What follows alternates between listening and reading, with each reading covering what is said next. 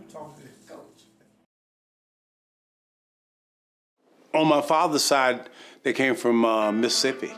I know my grandfather came from Mississippi with his mother, and she was black and Indian.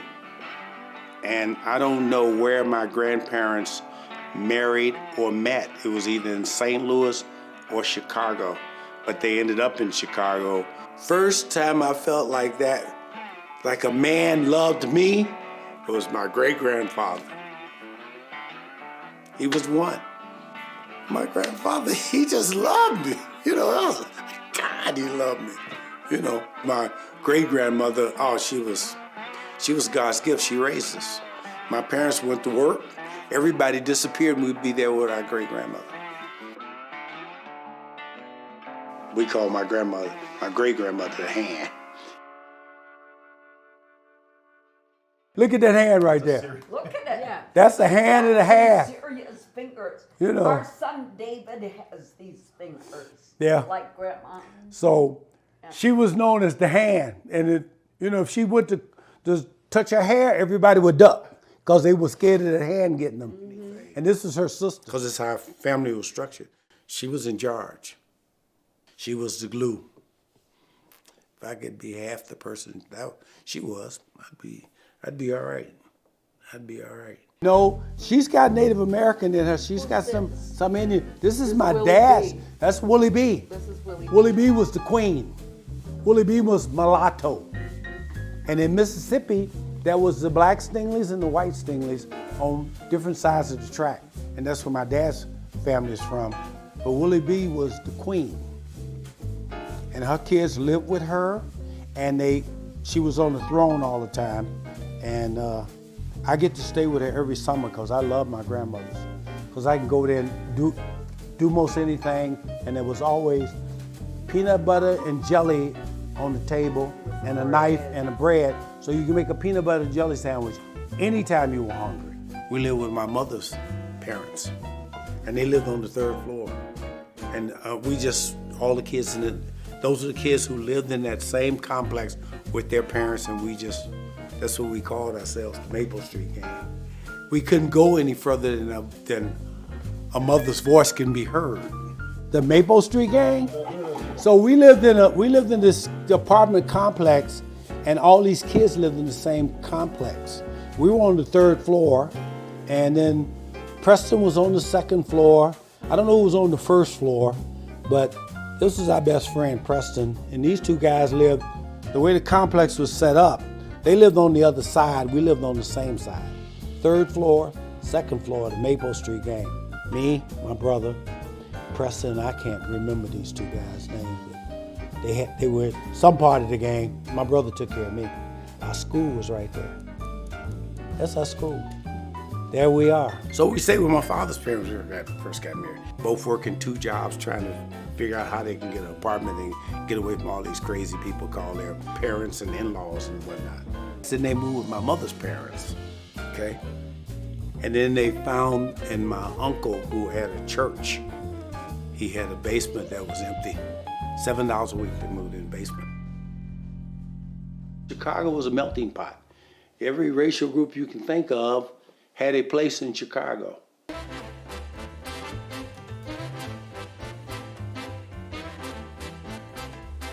This neighborhood was black, and that neighborhood was Jewish, and that neighborhood was Italian over there.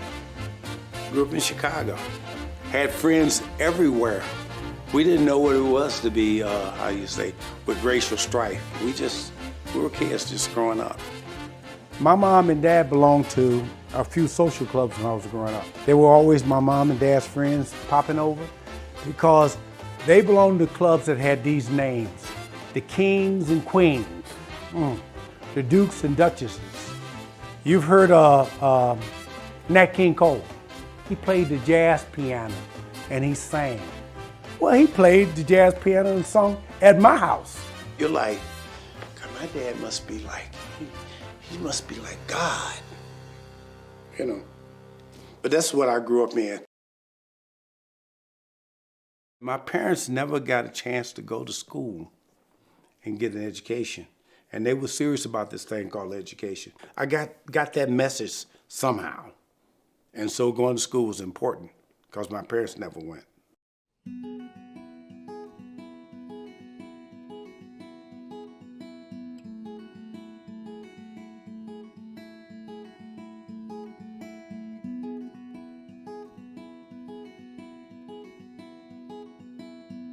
We go to this new school called Gregory.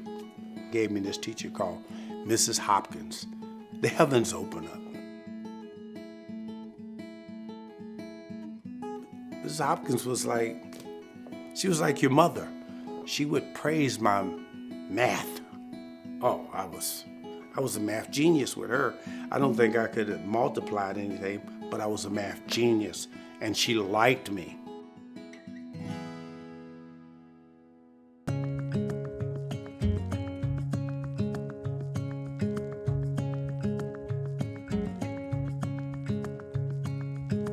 My dad's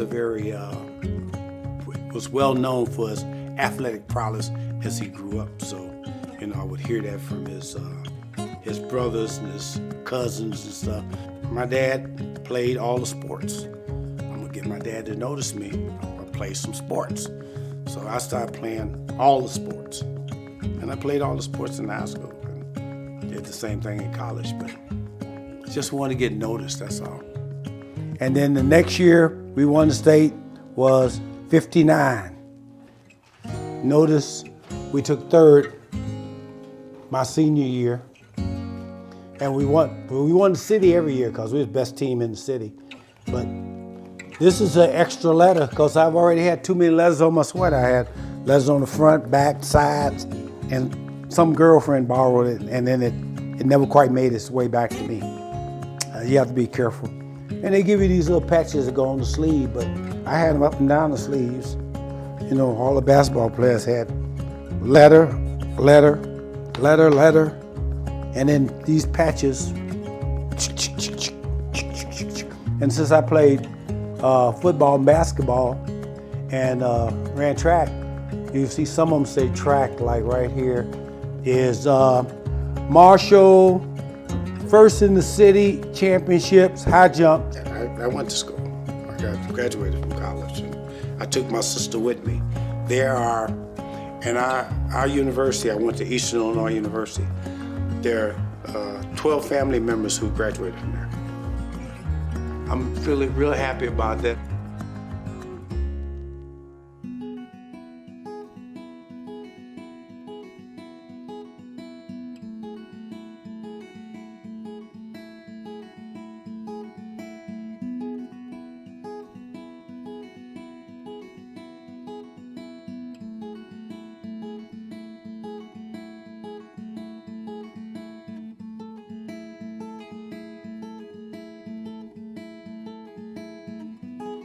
We were looking for a home, and we were driving through this neighborhood called South Shore. And one of the kids had to use the bathroom. So, there's a gas station on the corner, let's go down there. They got toilets. You had to go to the bathroom, and the gasoline station was on the corner, and as we drove by, it said, for sale by owner.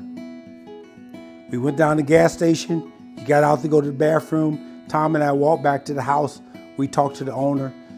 This is 1967, somewhere around there, 67, 68. We bought this house for $18,500. But it was always about the family, making sure the kids got taken care of, make sure the kids' education got done. And we were able to take care of them, step back and take care of our family on our own. But we did what we needed to do. We got our family together, and we got a house, and we started living there.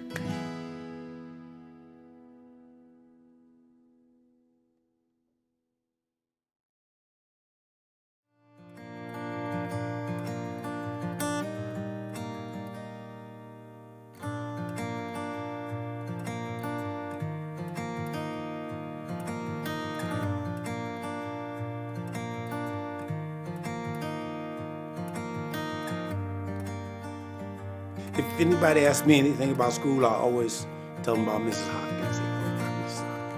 Hopkins?" Well, she gave us a hug when we came to class every day. And she celebrated me. It's like, wow. As a teacher, all you do is you do that with kids all the time. You find them where they are, and you take them where you want them to go, in the subject, or even in their lives. As a coach, I can tell you tens of stories of people who've come back, sent a letter, bumped into, and said, hey, thanks, Coach. Appreciate you. Love you. They're going their way. And you say, oh, something landed that made a difference somewhere. Okay, you can do all that screaming and howling when the game's over. You know, you gotta put your arm around the kid and say, hey, thanks for the efforts you guys made today. I'm real proud of you. Having an opportunity to give something back and seeing somebody move forward, that to me was enough. A guy came in, black coach. He was gonna be the basketball coach, but I was the basketball coach. I was gonna be the basketball coach, I'm the basketball coach. Well, the principal wanted him to be the basketball coach because I wouldn't let the principal coach for me. This guy, Carol Oliver, came in, and he was going to take my job. We got to be friends. He got into McDonald's. McDonald's was looking to diversify. They wanted. They were looking for minorities with college educations. And he gave me an application, watched me fill it out, gave me some keys, and I turned the application in. I'd go by his restaurant, he would call him up. Oh yeah, we like him. We're gonna invite him to be here. Just the way it happened, just like that. Oh yeah, this is our first restaurant. This is our first restaurant in Chicago. Really? See, oh, you can see where they built the extension in the window right there. They took out this wall and we built this extension out and built this breakfast sort of thing. It was a very small restaurant. It had 13 tables when I got it, 13 tables and 53 seats. I'd get it open in the morning and stuff like that, run, do my teaching job, come back at 3 in the afternoon, work in the afternoon to the restaurant, got ready to close, go home and start the next day again and again and again. There's a turning point in there. There's a point. I told you about the teacher, Carol Oliver. But I could see if I got into that, I could end up where he was, and there was more possibility. That's how McDonald's came into my life.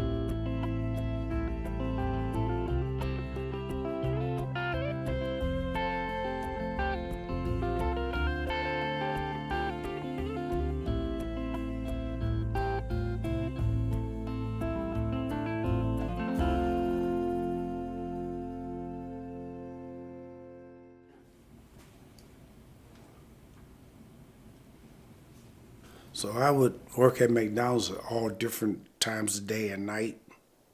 I'd close at night, open in the morning, go home, get the kids up, get them out. I'm still got this loose family situation that's not exactly hurting. And I'm, juggling, hoping not to drop something. That's when Dorothy comes to town. I'm doing seminars. I'll go to seminar, meet some cool people, and get my life straightened out. That's my first memory of interacting with him one-on-one. And then he reenacted the winning moments of his high school basketball championship. And that really did it for me. And I did this demonstration where I'd go over here, I'd go toward you and move this way so you'd move with me. Then I'd throw the ball back to the guy that was empty, and he would go, and then I'd move up, and we could bring the ball across court. And it was really exciting. He was very powerful and charismatic and incredibly excited when he was playing basketball, albeit all by himself up on the stage in the workshop. But it was enrolling. Let's say it was enrolling. So he and I became friends. You do a seminar on the weekend, they'll say, okay, we have some people here from out of town, they need places to stay. And I can stand up and be the big shot, because I said, well, I live, on the south side, about 20 minutes drive, but I have this 16-room house with 8 bedrooms, 4 which are empty. And then later, I learned that I was supposed to be impressed with where he lived. But when I visited his house, it looked to me like a lot of work.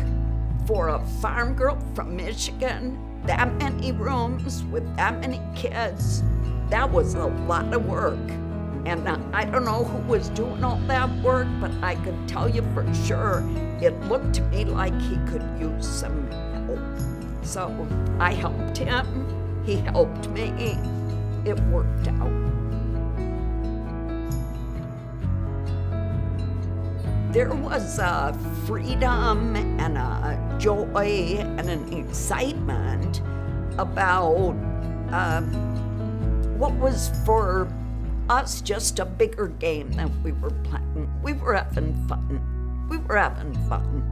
And by the time we got engaged and married, within 3 years, we got the opportunity to move to Arizona. So there was a lot of stuff happening really quickly.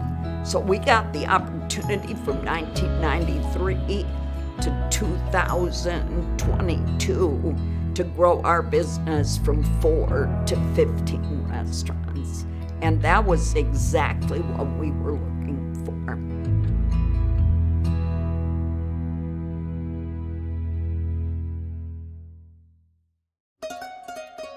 I worked for a couple of years for the Hunger Project as a fundraiser. When I saw the situation that women in Africa and India and other parts of the world were living in, that was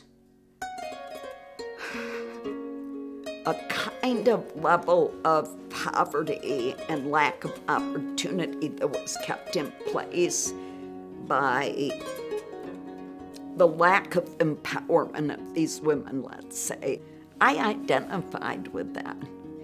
And I took the amount of money that the Hunger Project was paying me to work for them and gave it all back. When we were there with the Hunger Project, there are a lot of people, investors. They call us investors because we write a check. And then we go to see what the check is doing. I got somebody's child. Believe me, they're watching me. And I'm advertising for Coke. And I got my Ronald McDonald house hat on. And it's part of the history.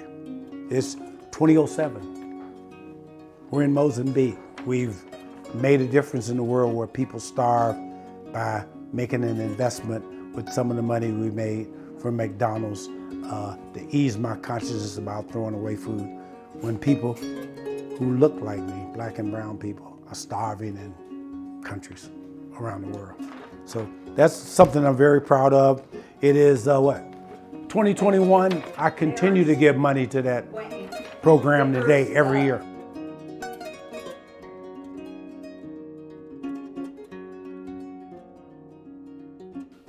Herman Petty was the first black operator in the system. Herman and his wife Shirley got me in the Ronald McDonald house. I was told to go see it, and I saw operators supporting it. And that had come up in my life. I'm still committed and do things with the Ronald house. I'm on this global board. And you know, I love children.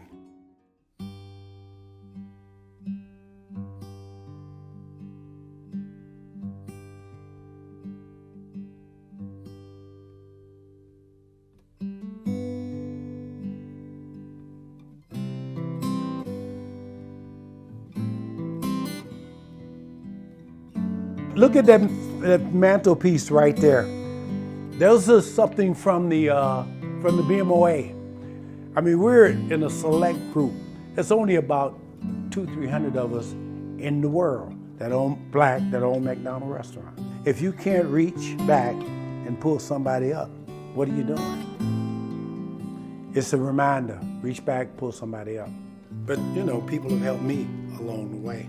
I choose to be friends of those who would earn that just like I think I would have to earn my relationship with you and not be, you know, one way with you and another way, you know, when you're not around, because that's not us.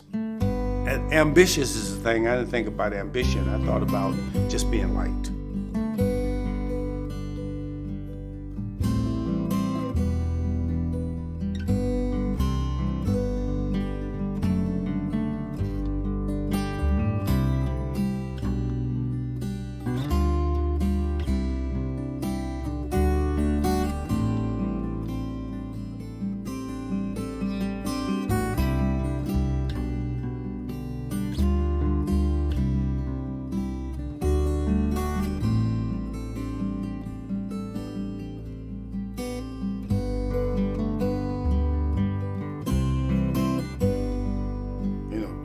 Having a place, I knew if I did a good job, they would notice that, I did a good job, and somebody would say, hey, that Wayne's all right. Can't ask for more than that.